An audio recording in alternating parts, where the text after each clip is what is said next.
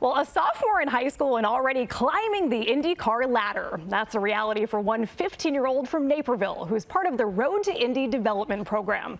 I caught up with a rising racer at his team garage in Mundelein. Like looking back on the first time I drove, I was like, Jesus, how was I so slow? 15-year-old Christian Weir can't yet legally drive, but already he's got a car with his name on it. How strange is that you can race a race car and not have a driver's license yet? It is pretty weird because I first drove a race car at 13. Of course, that's 2 years before I even get my permit. It wasn't necessarily love at first lap for Weir, who was introduced to racing through go-karts at around 6 years old. But things took a turn years later when his drive to compete kicked into high gear. I was around 11 or 12 when I really started to get into like professional karting. Started to go around the nation, just run to different kart tracks. I was like, this is fun.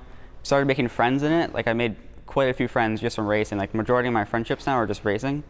And we all kind of had fun. Then once you started winning, it's just like, oh, this is great. You just can't beat that feeling of sitting on the top side of the podium. Weir has since taken his racing to the next level, now part of the USF 2000 Championship, the first rung of the Road to Indy ladder program, a driver development path that can lead to the IndyCar Series and the Indianapolis 500. In the go-karts, most tracks you're only going like 50, 60 miles an hour.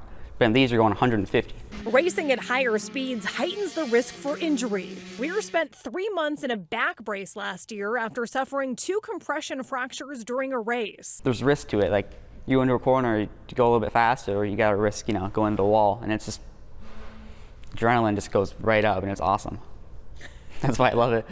For Weir, chasing his dream in a high adrenaline sport means he's not anxiously awaiting the usual high school milestones. First time I actually drove a car in the street, I was just like, this is boring.